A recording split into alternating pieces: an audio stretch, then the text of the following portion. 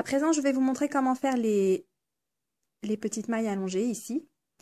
Donc, vous voyez, là et là, on a deux diminutions en sens opposé, deux mailles ensemble à l'endroit et un surjet simple. Et du coup, on a un trou là.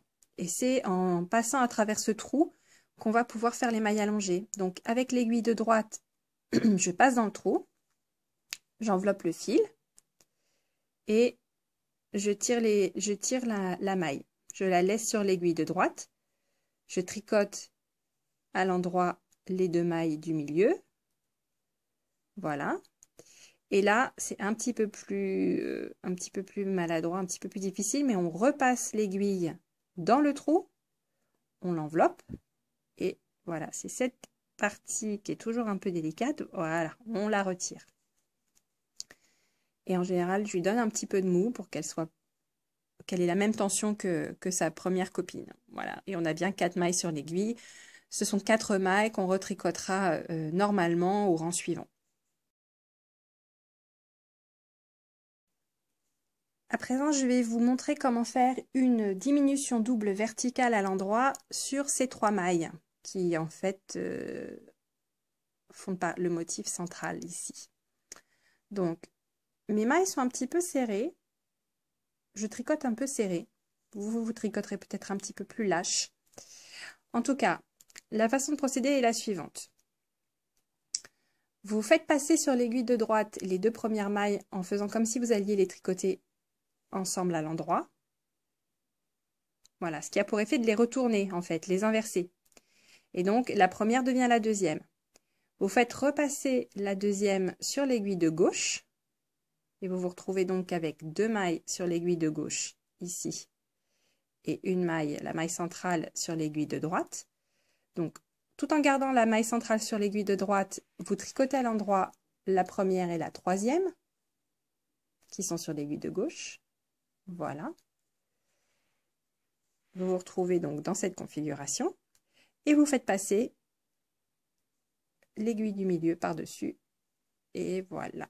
Ce qui fait un petit motif comme ça.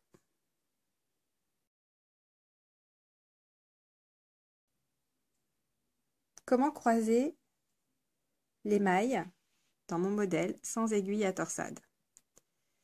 Vous pouvez toujours utiliser une aiguille à torsade, mais je trouve que c'est quand même plus fluide quand on n'est pas obligé. Enfin, moi, je préfère. Donc, cette technique comporte un risque, qui est de perdre sa maille. Donc, si jamais vous avez peur de perdre vos mailles et que vous ne savez pas récupérer vos mailles quand elles filent, je vous conseille d'utiliser une aiguille à torsade. Si jamais vous savez récupérer les mailles et que vous savez remonter une maille qui a filé sur 1 ou 2 rangs, allez-y, ça vous gagnerait, je pense, du temps. Donc, ma technique est la suivante. D'abord, je tire un peu sur la maille que je souhaite, la première maille que je souhaite déplacer, puisque je souhaite croiser cette maille par-dessus celle-ci, qui est à l'envers. Et donc, je lui tire un petit peu dessus pour la détendre et je la pince à la base.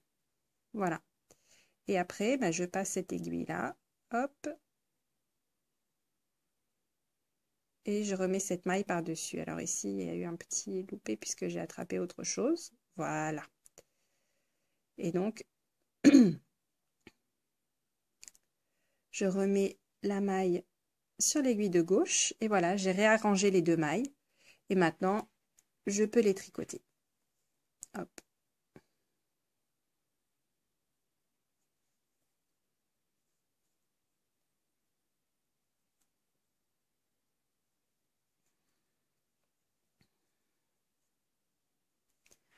Et voilà.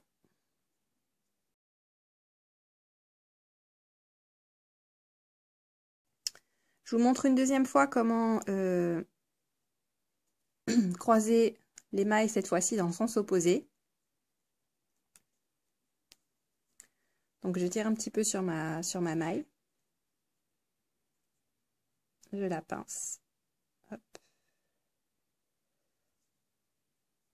Et il y a une étape quand même où je suis obligée de la lâcher. C'est pour ça que je vous disais, si vous n'êtes pas confortable avec le fait de lâcher une maille, il vaut mieux ne pas faire cette technique et prendre l'aiguille à torsade. Si vous savez récupérer les mailles lâchées, allez-y, pas de souci.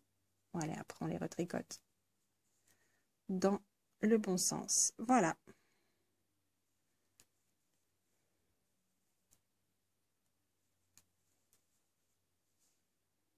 Et voilà pour les techniques que j'utilise pour tricoter cette chaussette. Merci, au revoir.